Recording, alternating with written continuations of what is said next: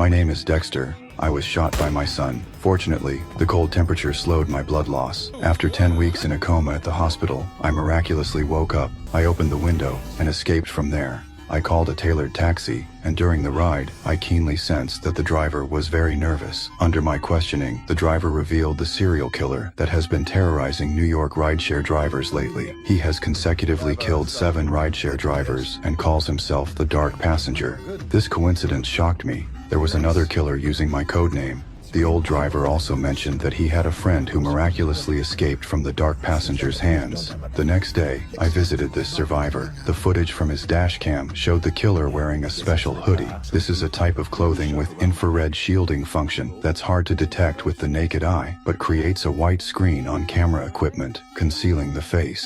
The survivor described the attack with lingering fear. The killer strangled him with a wire rope, and at the critical moment, he escaped by reclining his seat when the green light came on, though his ear was still cut. By repeatedly watching the video, I noticed the killer's backpack had a company name on it. After investigation, this company called Bridge Data is a tech enterprise specializing in cybersecurity. I registered as a new ride-hailing driver and began staking out the Bridge Data Company building, closely watching every person entering and leaving who wore a hoodie and carried a similar backpack. One night, my phone suddenly rang with a ride request. A passenger named Ronald was calling for a car. I immediately recognized that distinctive hooded figure. I deliberately walked in front of him, pretending to be a tourist taking photos. On my phone screen, sure enough, only a blinding white light appeared. This characteristic confirmed that he had activated hunting mode and was preparing to carry out a new round of killing. I noticed Ronald walking toward another driver and immediately approached, pretending to be a driver competing for the ride, trying to lure him into my car. However, this killer was extremely vigilant. He refused to enter any car, and he immediately turned and disappeared into a nearby subway station. This day, I finally received Ronald's ride request, and I was also prepared for the hunt. While I was waiting in the car, a woman asking for directions suddenly knocked on my window, startling me so much that the syringe in my hand slipped to the car floor. After the woman left, while I was bending down to search for it, Ronald had already gotten into the back seat.